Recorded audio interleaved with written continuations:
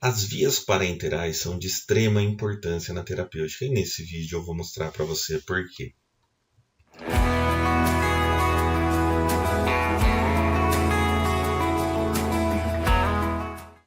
Olá pessoal, estamos para mais um vídeo no canal Sinapses e nesse vídeo eu vou mostrar para você a importância das vias parenterais. Antes de começarmos, curte o nosso canal, se inscreve nele, ativa o sininho para você ficar sempre atualizado. A sua inscrição é muito importante para nós, é o que diz se o nosso conteúdo está sendo legal ou não. E não esquece de mandar aquele comentário dizendo se você gostou, se você não gostou. Manda sugestão de conteúdo, para nós é muito importante, pois nós queremos fazer um canal muito legal para você. Tá certo? Então vamos para o nosso vídeo. Entre as vias parenterais, nós temos a via intramuscular, a subcutânea, a intradérmica, a intravenosa, intraperitoneal, intratecal, intracardíaca e via intraarticular. No geral, as vias parenterais elas fornecem algumas vantagens para nós. E quais são essas vantagens? A primeira é a administração de fármacos que poderiam ser degradados ao longo do trato gastrointestinal ou aqueles que não seriam absorvidos pelo trato gastrointestinal. Um exemplo de fármaco, eu vou causar uma sensação meio ruim em algumas pessoas aí, é a famosa penicilina G-benzatina, também conhecida como benzetacil. Sabe por que a benzetacil não é administrada por via oral, por exemplo? Porque ela não é absorvida, ela seria degradada muito rapidamente. Então ela tem que ser administrada pela via intramuscular e ela causa aquela dor insuportável, não é? Pode ser feita mesmo sem a cooperação do paciente. Quando eu digo mesmo sem a cooperação do paciente, eu estou pensando num paciente que pode estar inconsciente ou mesmo num paciente resistente a tomar um medicamento que é necessário, Pensa naquela criança que precisa tomar um antibiótico, mas não quer tomar, e ela tem que ser levada lá pelo pai, pela mãe, tem que ser segura ali para tomar. Tá? Ou mesmo até situações de emergência, também podemos pensar naquele paciente que sofreu um acidente, está inconsciente, precisa de uma situação de emergência, ou mesmo o paciente consciente, seja por um choque anafilático, alguma coisa de uma medicação muito rápida. Proporciona maiores níveis sanguíneos em menor período de tempo. Isso é uma grande vantagem das vias injetáveis, principalmente em relação à via oral. E proporciona a reposição rápida de líquidos e eletrólitos. Então pensa naquele paciente que está desidratado, está desnutrido, seja por vômito, seja por dengue, por desnutrição, o que for. Mas ele chegou lá. Então as vias injetáveis, as vias parenterais são uma ótima alternativa. Contudo, nós temos algumas desvantagens também, que é a necessidade da limpeza local. Se não for bem feita, isso pode acarretar em uma infecção no nosso paciente.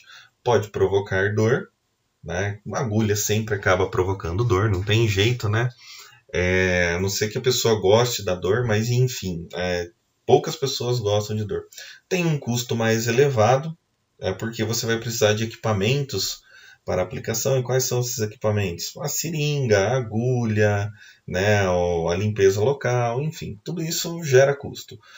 Vai necessitar de um profissional treinado, principalmente as injeções mais difíceis de serem realizadas, como a intravenosa, a intramuscular, também aquelas injeções intraarticulares, a intracardíaca, a peridural, a intratecal, todas elas precisam de um profissional treinado, qualquer um pode fazer, E uma vez que o fármaco foi injetado, não há como retroceder, então não tem como você fazer uma descontaminação gastrointestinal como você faria na via oral. Então, por isso, o cuidado tem que ser muito maior. Então, vamos falar um pouquinho das características das várias vias parenterais, aí, começando pela via intravenosa. E a via intravenosa, a gente tem algumas vantagens aí dela. São adequada para fármacos não absorvidos pela via oral ou por outras vias. Você tem uma obtenção muito rápida de efeito, ela é adequada para você realizar grandes volumes em infusão lenta. Então pensa num paciente desidratado, você pode fazer, o paciente que teve uma infecção alimentar, teve vômito, diarreia, está desidratado, você pode fazer um medicamento junto com soro ali para reidratando ele. É própria para substâncias irritantes, desde que elas estejam diluídas, e permite o controle de dose. Então você pode administrar uma quantidade de dose em função do efeito para evitar também toxicidade da substância. Tem algumas desvantagens? Tem. Quais são, né? Pode causar embolia. Embolia é a formação de um coágulo que pode entupir algum vaso sanguíneo e causar um malefício aí ao paciente. Pode causar irritação do endotélio vascular. Só essa irritação do endotélio vascular já pode, por si só, causar uma embolia, né? Ação de pirogênios ou infecção por contaminantes quando não for feita a desinfecção adequada no local antes da injeção. Pode causar também reações anafiláticas, ou seja, reações de hipersensibilidade, que tem uma alta descarga de histamina. É imprópria para solventes oleosos. Então, nesse caso, tem que ser feito, não dá para você utilizar um solvente oleoso para um fármaco, tem que ser feito na forma de emulsão, e tem que ser uma emulsão onde a fase externa dela seja aquosa. Para quem não é da área de farmácia, que é uma emulsão. Emulsão é uma substância que você tem uma fase aquosa ou uma fase oleosa. Você pode ter a fase aquosa externa ou interna, e a fase oleosa também pode ser interna ou externa. Nesse caso, para esse tipo de injeção, tem que ser a fase aquosa externa, para que seja mais facilmente diluída no sangue. E superdosagem relativa em injeções rápidas. A pessoa faz aquela injeção em bolos, né? Ou seja pela seringa, como for, faz ela de forma muito rápida. Isso pode causar uma toxicidade até. Uma vez administrada, a droga não pode ser removida. Outra via injetável que nós temos é a via intramuscular, e a via intramuscular também apresenta algumas vantagens. Entre as vantagens da via intramuscular, nós temos a absorção, que ocorre através do endotélio dos capilares vasculares e linfáticos presentes no músculo estriado esquelético. A absorção é praticamente imediata, ela é muito rápida, exceto se nós falarmos das substâncias de depósito, mas depois eu vou falar um pouquinho com vocês. Obtenção rápida dos efeitos. Se você está pensando numa injeção intramuscular para obter um efeito rápido, então sim, a obtenção é rápida, praticamente em 5 minutos você já tem o efeito. Ela é adequada para volumes pequenos, né, moderados, ali entre 2 e 5 ml. Mas por que eu estou falando isso? Muitas vezes algumas associações de medicamento pela via intramuscular são prescritos ali associações que vão exceder os 5 ml. Então isso é uma coisa que não é muito adequada de se fazer. Inclusive as misturas de medicamentos em geral, elas não são muito adequadas, né, por conta de interações físico-químicas. Contudo, se tiver algum medicamento que ele exceda o volume de 5 ml, aí você pode ficar tranquilo, porque o laboratório farmacêutico que desenvolveu, a indústria farmacêutica que desenvolveu isso, com certeza ela fez essa avaliação de que que o volume é possível de ser utilizado. Agora, quando a gente fala, né, retomando aqui, quando a gente fala em mistura o medicamento A com B, não é adequado que ultrapasse 5 ml. Além disso, sempre uma coisa que eu recomendo, antes de fazer qualquer associação, verifique se o medicamento pode ser misturado com outro medicamento. Muitas vezes você pega o medicamento A, ele não pode ser misturado com outro medicamento, porque questões físico-químicas podem inativar os medicamentos. E pode ser usado para preparações de depósito. O que são preparações de depósito? São aquelas preparações que o medicamento ele é liberado aos poucos. Então ele tem um reservatório tecidual. Existem vários tipos de medicamentos com preparação de depósito. Eu citei uma já nesse vídeo aqui, que é a própria benzetacil, né? A penicilina G-benzatina. Ela é um fármaco que tem preparação de depósito, é um medicamento que é preparação de depósito. Também poderia citar alguns corticoides, como a betametasona, que tem preparações de depósito, né? O fosfato de sódico de betametasona. Outros sais aí também. Poderia citar os hormônios utilizados na terapia de reposição hormonal masculina, ou então os contraceptivos hormonais femininos, também são preparações de depósito, entre muitos outros aí. Quais são as desvantagens? Basicamente são as mesmas desvantagens da via intravenosa. Então, aquelas que são iguais eu não vou ficar falando, mas tem algumas que eu quero falar, que são o aparecimento de lesões e de processos inflamatórios pela injeção de substâncias irritantes ou quando mal absorvidas. Usar excessivamente fármacos irritantes podem causar lesões musculares, necroses, se você procurar, talvez você encontre algumas dessas lesões. Tá? Mas enfim, é um risco desse tipo de injeção.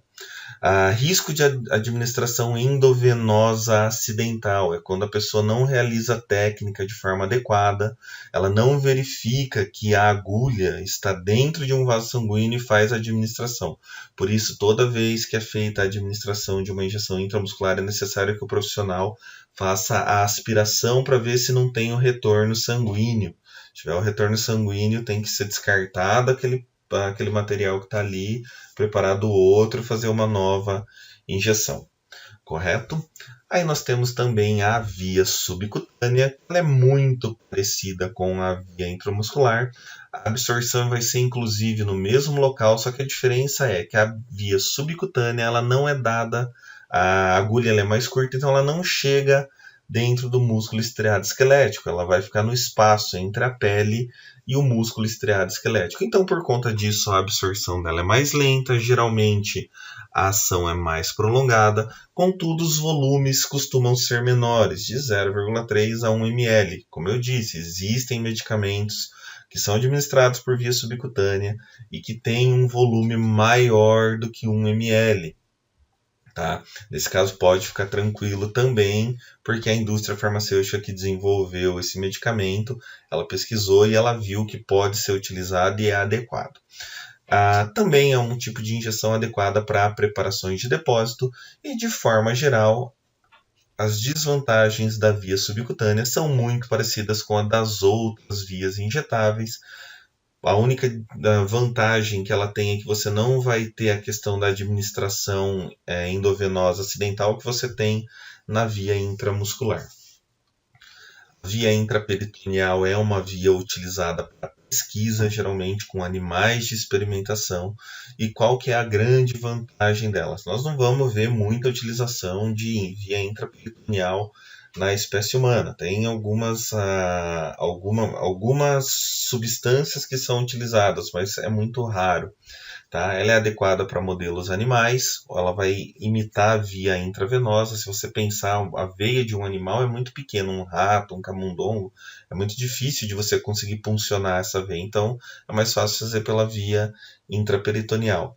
É adequada para fármacos que não podem ser absorvidos pela via oral. Você tem uma obtenção rápida do efeito, você tem controle da dose? Sim, você tem um controle da dose relativo ali. Qual que é a grande desvantagem dela? A grande desvantagem é, nós estamos falando de uma via que é utilizada em pesquisa, e por isso a grande desvantagem dela é você realizar uma perfuração da alça intestinal do animal. Essa perfuração vai acarretar uma infecção, provavelmente você vai perder esse animal de experimentação. E às vezes é um animal que você ficou fazendo um tratamento nele por um período longo, aí às vezes você ficou 6 meses tratando esse animal e você acaba perdendo ele e você tem que recomeçar todo o experimento, ok? Muito bem. Outra via que é utilizada, não em pesquisa, mas é utilizada principalmente com pessoas desidratadas, é a via intraóssea. É empregada em situações emergenciais, né, quando outras vias são difíceis, na maior parte das vezes em crianças abaixo de 6 anos. E como que ela é feita? Essa via é feita para reposição de líquidos, principalmente. Então, como que se faz? Você vai pegar o terço proximal da tíbia ou o terço distal do fêmur. O que é isso, Fábio? Terço proximal da tíbia, aquele terço mais próximo do joelho, certo? A articulação ali do joelho. O que é o terço distal do fêmur? Terço distal do fêmur também é aquela região do final do seu osso que é mais próxima ali ao joelho. Então ali você pode fazer inclusive reposição de líquidos e eletrólitos para crianças ou até mesmo para adultos. A via intratecal é aquela via que pode ser utilizada a administração de substâncias analgésicas, anestésicas, né? Como que é isso? É injetada dentro do espaço subaracnoide vertebral, ou seja, na tua coluna vertebral, abaixo da aracnoide, que é uma das meninges que reveste ali os ossos da coluna vertebral. Então você vai fazer a administração dos fármacos. Os efeitos eles são locais e rápido nas meninges, também no eixo cérebro-medular. Ela pode ser utilizada para raquianestesia ou para tratamento de infecções do sistema nervoso. porque, como nós sabemos, muitas vezes antimicrobianos não conseguem atravessar as barreiras, a barreira hematoencefálica, e por isso é difícil de você tratar uma meningite ali nessa região.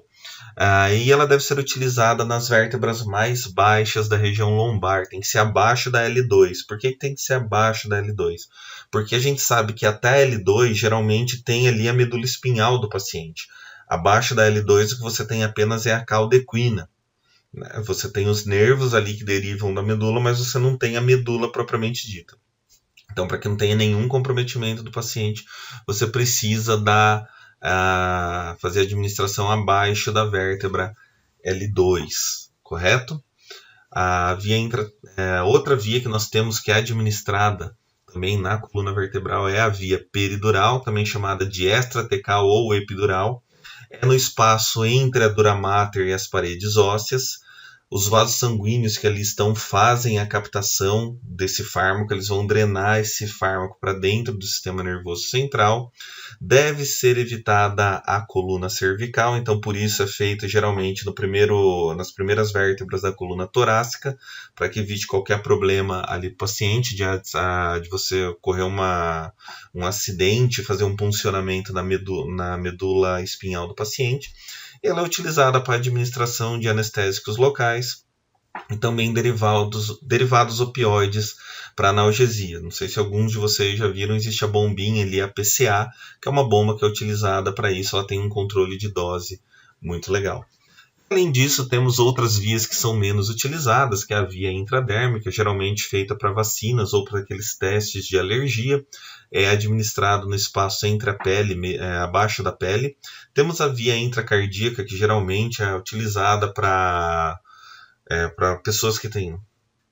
Temos a via intracardíaca, geralmente utilizada para pessoas que têm uma parada cardíaca, e aí então tem uma solução de adrenalina 1 para 10 mil ali, é uma proporção bem baixa, mas que já é suficiente para fazer a ativação do coração no caso de uma parada.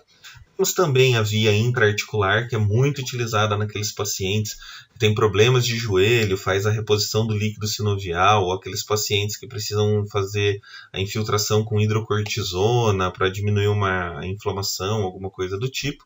E temos a via peniana. A via peniana geralmente é para disfunção erétil. Tem um medicamento que é o alprostadil, utilizado para tratamento da disfunção erétil, e ele é utilizado nos corpos cavernosos penianos, correto? Para essa aula utilizamos novamente Budman-Gilman, Hang, Daly, princípios de farmacologia de Golan e Katsung, né? E fica aquele pedido, né? Se você gostou, clica no joinha, se inscreve no canal, deixa o sininho ativado e manda sugestão de conteúdo para a gente. Quanto mais você interagir, mais nós vamos entender que você está gostando do nosso conteúdo. Grande abraço, até mais!